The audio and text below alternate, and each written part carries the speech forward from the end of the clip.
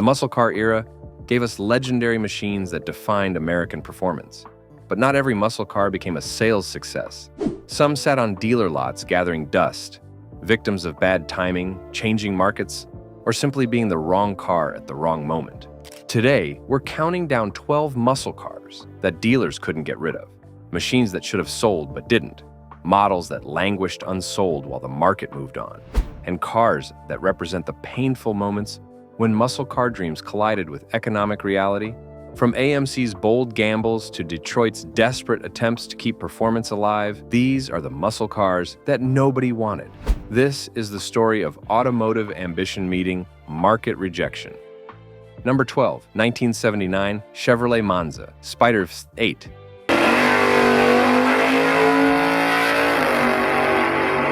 The 1979 Chevrolet Monza Spider 8 represented Chevrolet's desperate attempt to convince buyers that a subcompact car with a V8 engine was somehow a muscle car.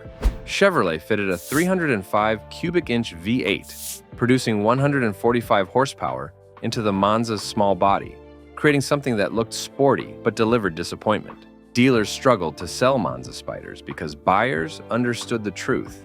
This wasn't muscle, it was marketing. The 305 V8 was strangled by emissions equipment, low compression, and restrictive exhaust that killed any performance potential. 145 horsepower from over 300 cubic inches was genuinely pathetic, producing acceleration that felt slow, even by late 70s standards. The Monza weighed around 2,800 pounds, light enough that the modest power should have provided adequate performance.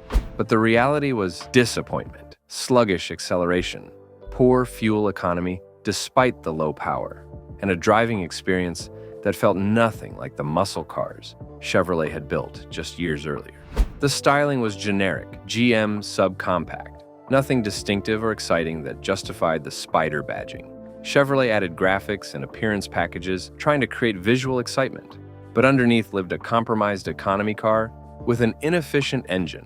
The 4-speed manual transmission was the only bright spot, providing some driver engagement, but it couldn't overcome the fundamental problem that the Monza Spider was slow, thirsty, and unconvincing as performance transportation.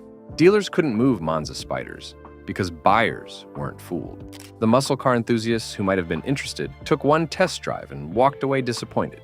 The economy car buyers who might have considered a Monza chose 4-cylinder versions that delivered better fuel economy without the V8's cost and complexity. The Monza Spider sat in an automotive no man's land, appealing to nobody and gathering dust on dealer lots until desperate price cuts finally moved the inventory. Number 11, 1977 Pontiac Can-Am.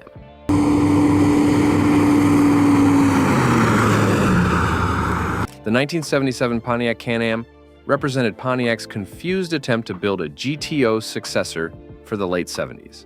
Pontiac took the Le Mans body, added bold graphics and appearance packages, and fitted a 400 cubic inch V8, producing 200 horsepower. The result looked aggressive but delivered performance that couldn't justify the Can-Am's premium pricing.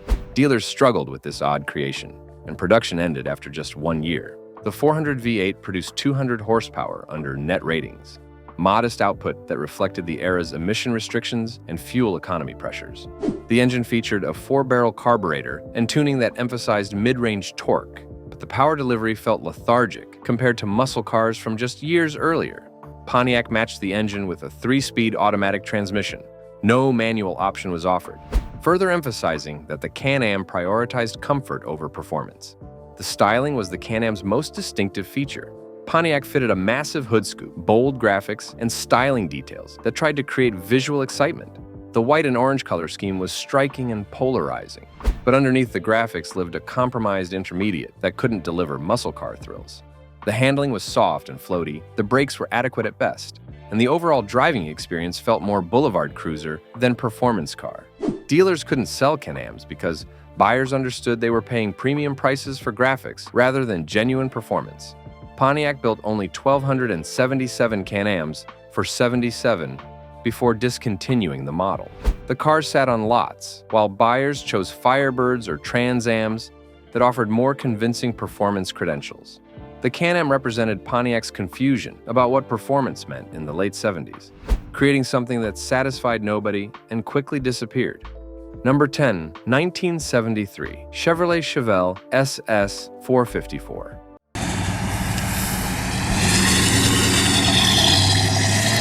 The 1973 Chevrolet Chevelle SS 454 should have been a legend. Instead, it became the last gasp of Chevelle muscle, struggling to find buyers as insurance premiums and emissions regulations strangled the market. The 454 cubic inch LS4 V8 produced 275 horsepower under net ratings, numbers that looked weak compared to previous years, but represented genuine power once you understood the new measurement standards.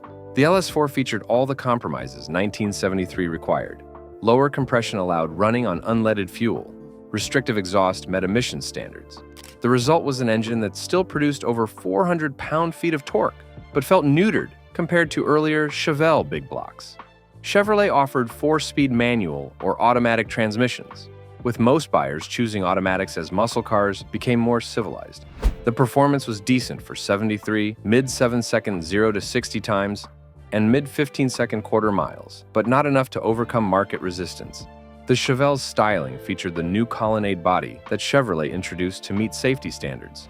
The fixed B-pillars and additional structure added weight and changed proportions, making the Chevelle look heavier and less athletic than previous generations.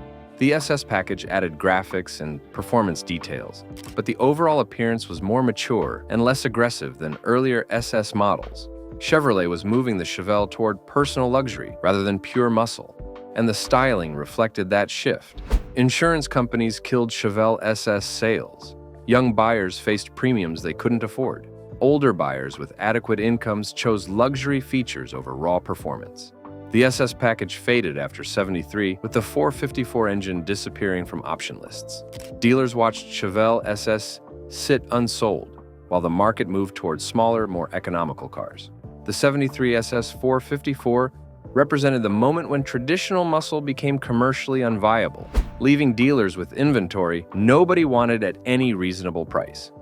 Number 9, 1978 Ford Mustang 2 Cobra 2.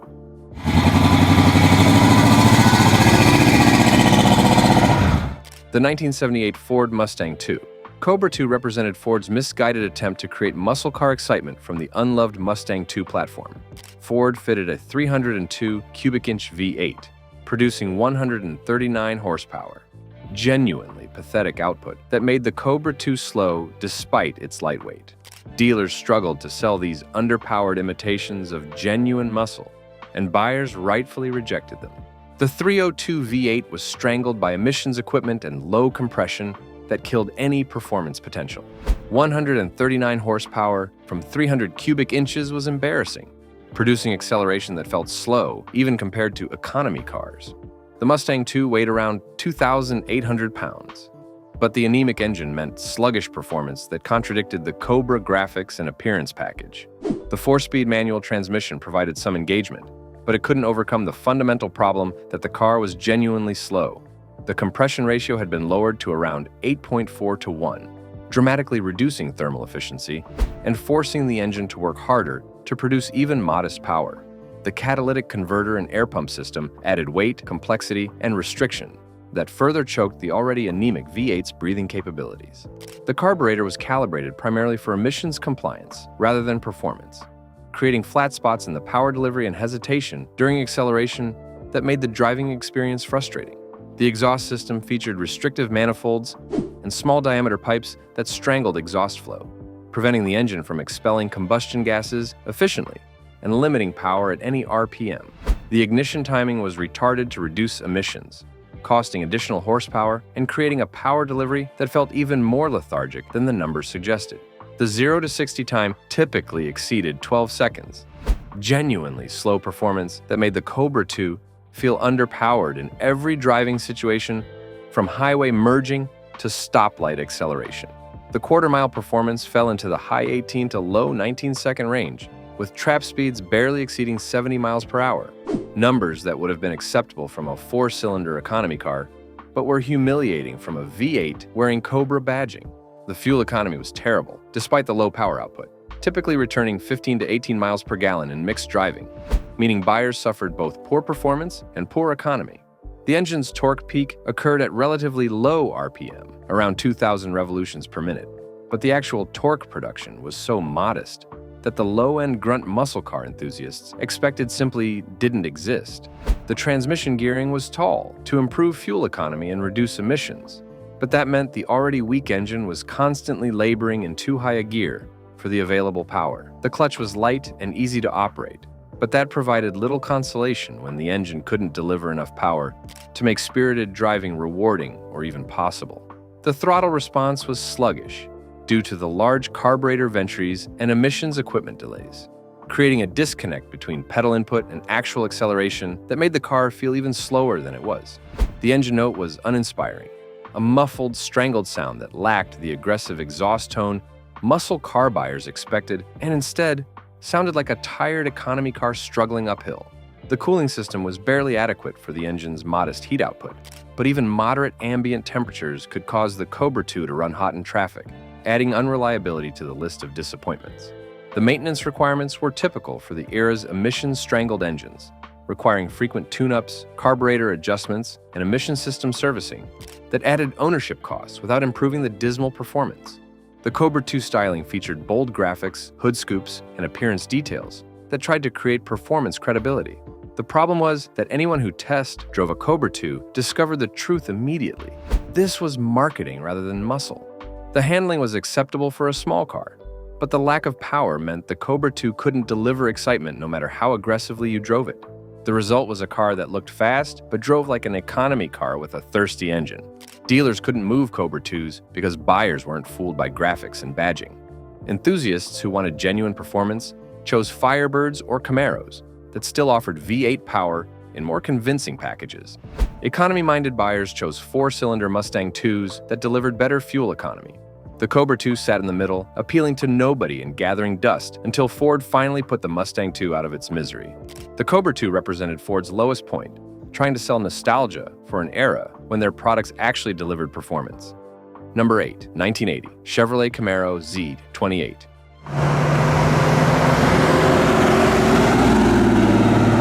The 1980 Chevrolet Camaro Z28 arrived during the early 80s performance slump when fuel costs, emissions regulations, and economic uncertainty crushed demand for anything resembling muscle cars. The 350 cubic inch V8 produced 190 horsepower, adequate power that felt disappointing compared to Z28s from just years earlier. Dealers struggled with unsold Camaros, as buyers either couldn't afford them or chose more economical transportation. The 350 featured all the compromises the early 80s demanded. Emissions equipment strangled breathing. Lower compression limited thermal efficiency. The carburetor struggled to balance drivability with emissions compliance. The result was an engine that produced adequate power, but felt slow and thirsty. The performance was reasonable for 1980 to 60 in around 8 seconds, but not exciting enough to justify the Z28's premium pricing during an economic downturn. The second-generation Camaro body remained handsome, and Chevrolet's designers made the most of it with Z28 graphics, functional scoops, and appearance details. But styling couldn't overcome the economic reality that performance cars were commercially toxic in 1980. Fuel prices remained elevated from the late 70s energy crisis. Interest rates were climbing toward historic highs. The economy was weakening. Discretionary purchases like performance cars were among the first things Americans cut from their budgets. Dealers watched Camaros sit unsold on lots for months. The buyers who'd purchased Z28s enthusiastically during the mid-70s were gone, scared away by fuel costs and economic uncertainty. Young buyers who might have wanted Camaros couldn't afford them or couldn't get financing. The inventory piled up, forcing dealers to offer discounts and incentives just to move units. The 1980 Z28 represented the muscle car market at its nadir, proving that even Chevrolet's most iconic performance nameplate couldn't survive when economic conditions turned hostile. Number 7, 1979, Dodge Magnum XE. The 1979 Dodge Magnum XE represented Dodge's final attempt to sell personal luxury performance at the end of the 70s.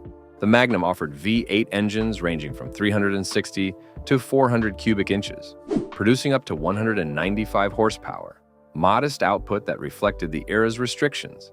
Dealers marketed the Magnum as a performance coupe, but buyers ignored it, and Dodge canceled the model after '79. The available V8s were strangled by emissions equipment and designed for fuel economy rather than performance. Even the largest 400 cubic inch option produced just 195 horsepower, genuinely pathetic output from substantial displacement. The 3-speed automatic transmission was standard, with a 4-speed manual available for traditionalists who still wanted to shift. The performance was adequate but uninspiring, with the Magnum feeling heavy and slow despite its V8 power. The Magnum's styling was pure late 70s personal luxury, formal roofline, prominent grille, and proportions that emphasized presence over athleticism. Dodge offered bold graphics packages and appearance options, trying to create visual excitement. But underneath lived a heavy, soft coupe that couldn't deliver muscle car thrills. The interior featured plush seats and comfort amenities that made the Magnum feel more like a small luxury car than a performance vehicle. Dealers struggled with Magnums because the market for V8 personal luxury coupes had collapsed. Younger buyers wanted fuel-efficient imports, or didn't buy cars at all. Older buyers who'd purchased similar cars in the past now chose luxury sedans or were switching to more practical vehicles. The Magnum sat in automotive no man's land, too thirsty and expensive for economy buyers, too slow and compromised for performance enthusiasts. Dodge canceled the Magnum after '79, admitting defeat and abandoning the segment entirely. Number 6, 1975, Oldsmobile 442. The 1975 Oldsmobile 442 represented the final year. Oldsmobile offered the nameplate as anything resembling a muscle car. The 455 cubic inch V8 produced 250 horsepower under net ratings. Modest output that disguised the engine's substantial torque, but couldn't overcome market resistance to traditional muscle. Dealers watched 442s sit unsold as the nameplate lost its performance identity and buyers moved toward different vehicles. The 455 featured all the compromises mid-70s regulations demanded: lower compression, restrictive exhaust, emissions equipment that strangled breathing. The engine produced over 400 pound-feet of torque, providing adequate acceleration, but the performance felt disappointing compared to 442s from just years earlier. Oldsmobile offered primarily automatic transmissions, though 4-speed manuals remained available for traditionalists. The result was a car that could accelerate adequately but felt heavy and slow. The 442's styling was mature and restrained, emphasizing luxury over aggression. Oldsmobile had moved the nameplate upmarket, adding comfort features and positioning it as a gentleman's performance car rather than raw muscle. The graphics were subtle, the interior was plush, and the overall character suggested refinement rather than brute force.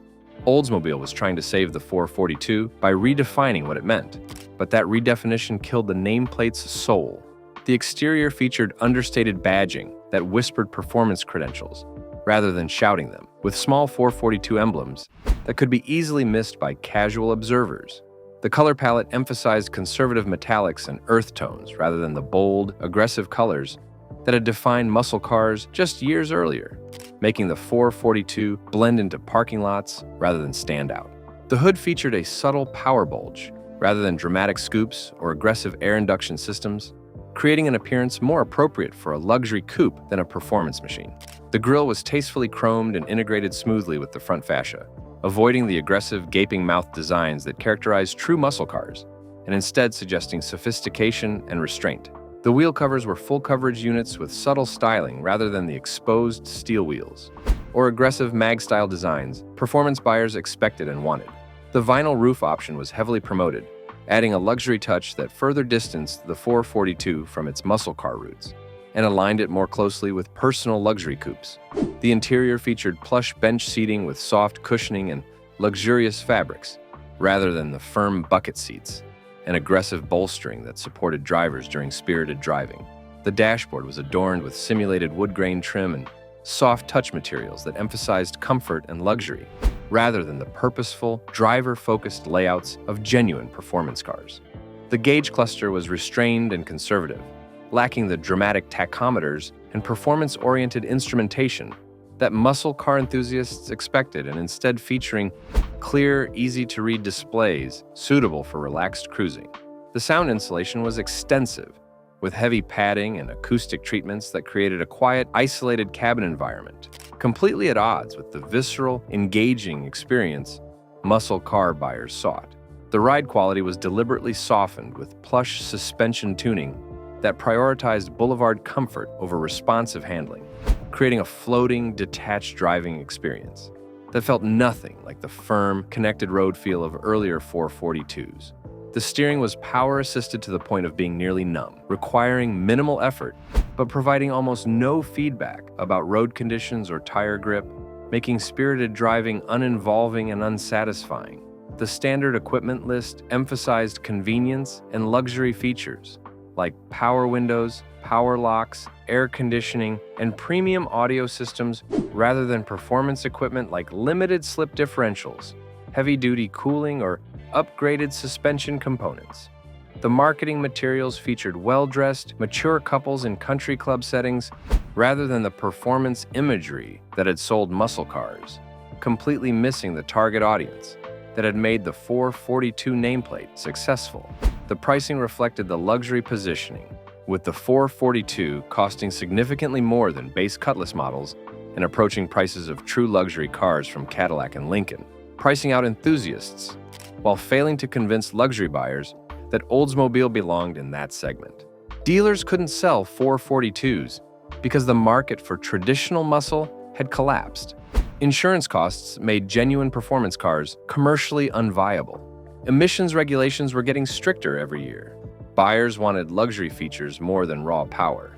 The 442 didn't fit anywhere, not luxurious enough to compete with Cutlass Supreme, not powerful enough to satisfy muscle car enthusiasts. The nameplate disappeared after 75, with Oldsmobile abandoning performance entirely.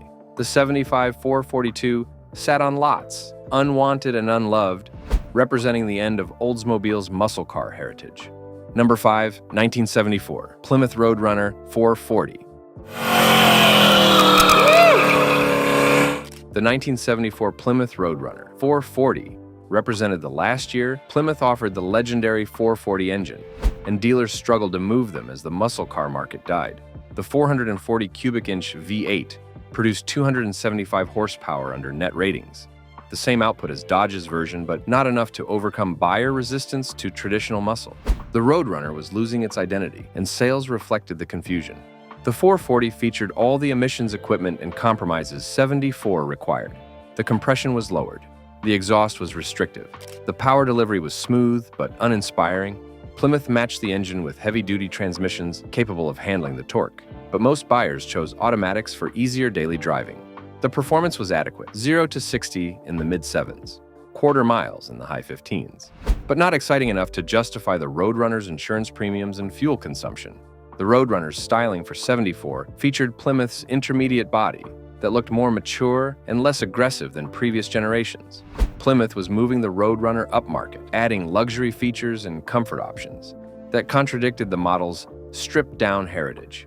The cartoon graphics became more subdued. The interior gained options that would have been unthinkable on earlier Roadrunners, and the overall character shifted from raw muscle to civilized performance.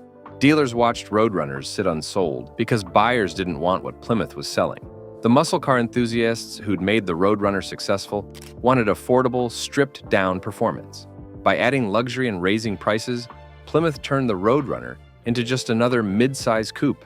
The styling changes and emissions cuts made the car less distinctive and less appealing. The Roadrunner nameplate continued beyond 74, but the genuine muscle car, the affordable, raw performance machine, died that year, leaving dealers with inventory that represented everything wrong with muscle cars in the mid-70s. Number 4, 1972 Buick GS Stage 1. The 1972 Buick GS Stage 1 should have been a muscle car legend. Instead, it became an orphan that dealers couldn't sell as Buick's performance image faded, and the market moved away from traditional muscle. The 455 cubic inch V8 with Stage 1 equipment produced 360 horsepower under gross ratings. The last year Buick would offer such power. But by 72, the market had turned hostile, and GS Stage 1s languished at dealerships. The 455 Stage 1 featured aggressive camshaft, improved breathing, and tuning that delivered massive torque, over 500 pound-feet, that made the GS genuinely brutal. The engine delivered its power smoothly and relentlessly, creating acceleration that felt effortless despite the GS's substantial weight. Buick matched the Stage 1 with automatic or 4-speed manual transmissions and heavy-duty components capable of handling the torque. The combination created a car that could genuinely surprise competitors. But finding buyers who wanted Buick performance was becoming impossible. The GS's styling was restrained compared to flashy competitors. Buick used subtle badging, functional scoops, and conservative graphics that suggested performance without screaming for attention. The interior was pure Buick, comfortable seats, quality materials, and upscale trim that made the GS feel more expensive than equivalent Chevelles or GTOs. This was gentleman's muscle, appealing to mature buyers who'd outgrown flashy graphics and loud exhausts.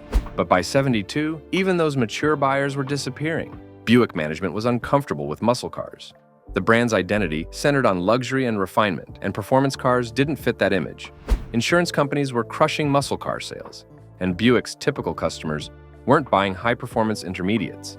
Dealers watched GS Stage 1s sit unsold, unable to move them even with discounts and incentives. Buick canceled genuine muscle car performance after '72, refocusing on luxury. The GS Stage 1 sat on lots, representing Buick's brief experiment with serious performance and the market's rejection of traditional muscle. Number 3, 1971, Dodge Charger Super B.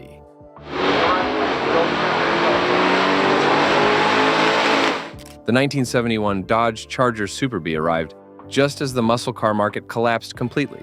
Dodge had merged the Super B name with the Charger body for '71, offering engine options from 383 to 440 cubic inches, producing up to 375 horsepower. But insurance costs, emissions regulations, and changing buyer preferences meant Super Bs sat unsold on dealer lots while the market imploded. The available engines ranged from the base 383 producing moderate power to the legendary 440 with 375 horses. Even the most powerful options featured compromises: emissions equipment, lower compression, restrictive exhaust. The performance was adequate by '71 standards, but disappointing compared to Super Bs from just years earlier. The 4-speed manual transmission remained available for traditionalists, but most buyers chose automatics for easier daily driving in a market that no longer valued raw performance. The Super B's styling for '71 featured Dodge's handsome Charger body with distinctive graphics and performance badging. But the market didn't care about styling or heritage. Insurance companies had declared war on muscle cars, charging premiums that made Super Bs unaffordable for young buyers, who'd been their core market. The emissions regulations and safety standards were getting stricter every year, and manufacturers knew building cars like the Super B was becoming unsustainable.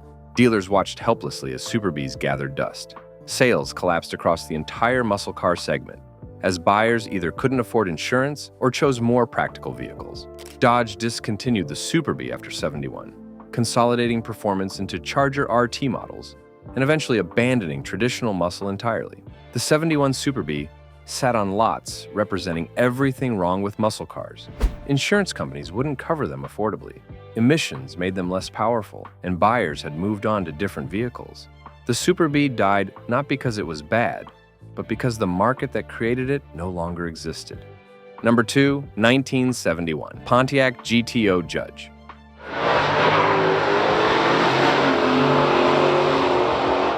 The 1971 Pontiac GTO Judge takes second position because it represented the painful end of Pontiac's most outrageous muscle car package. The 455 cubic inch HO-V8 produced 335 horsepower under new net ratings. Less impressive numbers than previous years, but still genuine muscle car power. Yet insurance hikes and emissions rules killed demand, and dealers couldn't move judges. Pontiac dropped the package after '71, admitting defeat. The 455 HO featured aggressive tuning that delivered strong performance despite increasing restrictions. The engine produced massive torque that made the Judge feel genuinely quick, with brutal acceleration that overwhelmed rear tires. Pontiac matched the engine with 4-speed manual or automatic transmissions and heavy-duty components. The performance remained impressive, mid-6-second 0 to 60 times, and low 14-second quarter miles, but performance couldn't overcome the hostile market environment. The Judge's styling in '71 was slightly more restrained than previous years, but still unmistakable.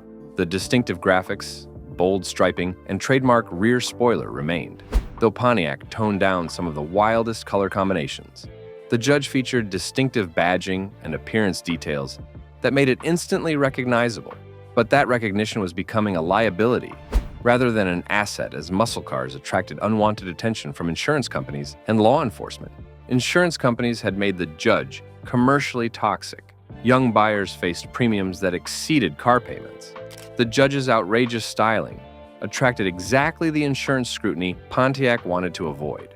Sales collapsed as buyers either couldn't afford insurance or chose more subtle performance cars.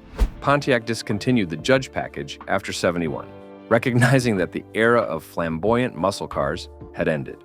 Dealers watched Judges sit unsold, unable to move them even with desperate price cuts. The '71 Judge represented muscle car excess meeting economic reality, and reality won decisively. The cars sat on lots, unwanted symbols of an era that ended as quickly as it began. Number 1, 1970 AMC Rebel Machine. The 1970 AMC Rebel Machine takes the top position because it represented the most dramatic dealer disaster, a genuinely capable muscle car from a manufacturer nobody trusted with performance credentials. AMC fitted a 390 cubic inch V8, producing 340 horsepower into the Rebel's body, creating something genuinely quick. But AMC's weak brand image meant dealers struggled desperately to sell machines, despite their legitimate performance capabilities. The 390 featured Ram Air induction, aggressive tuning, and components designed for serious performance. The engine produced strong power throughout its range, delivering brutal acceleration that could compete with Detroit's Big Three. AMC fitted the machine with 4-speed manual transmission, heavy-duty suspension, and aggressive gearing that made it genuinely quick. Quarter-mile times in the low 14-second range proved the machine could run with GTOs and Chevelle. But performance credentials couldn't overcome AMC's economy car reputation. The machine's styling was deliberately outrageous. AMC initially offered only red, white, and blue paint with enormous graphics that made the car impossible to miss. The patriotic color scheme was polarizing. Some buyers loved the bold statement, while others found it embarrassingly gaudy. AMC later allowed more subdued colors, recognizing that not everyone wanted to drive a rolling American flag. The functional Ram Air hood, bold graphics, and performance details announced the machine's intentions. But buyers didn't believe AMC could build genuine muscle. Dealers couldn't sell machines because AMC's brand image worked against them. Muscle car buyers trusted Chevrolet, Pontiac, Dodge, and Plymouth. They didn't trust AMC, a company known for economy cars and sensible transportation. The machine could outrun competitors, but buyers didn't care. They wanted brands with performance heritage, not economy car manufacturers trying to crash the muscle car party. AMC's limited dealer network meant the machine never achieved wide visibility. Sales were disappointing. AMC built fewer than 2,000 machines for '70 before discontinuing the model. The machine sat on AMC dealer lots for months, gathering dust while GTOs and Chevelle sold quickly at Pontiac and Chevrolet stores across the street. Dealers tried discounting, tried demonstrating the machine's genuine performance, tried everything to overcome buyer resistance. Nothing worked. The machine represented AMC's ambitious attempt to compete in muscle cars, but it also proved that brand image mattered as much as capability. Buyers wanted performance from manufacturers they trusted, and AMC wasn't on that list. The Rebel machine was genuinely quick, genuinely capable, and genuinely unwanted. It sat on dealer lots, the ultimate example of a muscle car that dealers couldn't get rid of despite offering legitimate performance. Today, surviving machines are collectible precisely because they were commercial failures, rare, capable, and representing AMC's brief moment trying to build something genuinely exciting. But in 1970, they were orphans that dealers couldn't sell at any price. These 12 muscle cars proved that capability didn't guarantee commercial success. From AMC's brand image problems to Detroit's struggle with emissions and insurance, these cars sat unsold while the market moved on. They represent painful moments when automotive ambition collided with economic reality, when performance became commercially toxic, and when dealers watched muscle cars gather dust. Some were genuinely capable but wrongly branded. Others were compromised by regulations that killed their appeal. All of them shared one fate: dealers couldn't sell them. Which of these forgotten failures would you rescue from a dealer lot?